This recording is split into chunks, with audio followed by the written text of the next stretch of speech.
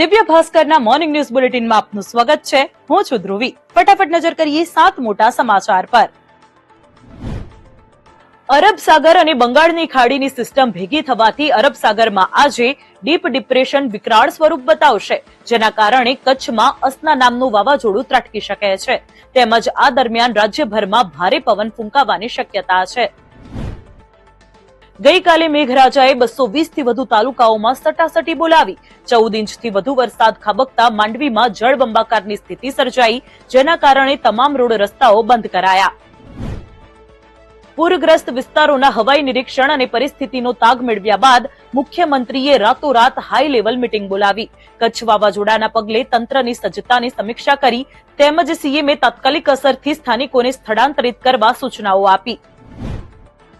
વડોદરામાં વિશ્વામિત્રી નદીએ વેરેલા વિનાશ બાદ રાજ્ય સરકાર દ્વારા વિશ્વામિત્રી રીડેવલપમેન્ટ માટે આખો વિડીયો જોવા માટે ડાઉનલોડ કરો દિવ્ય ભાસ્કર એપ.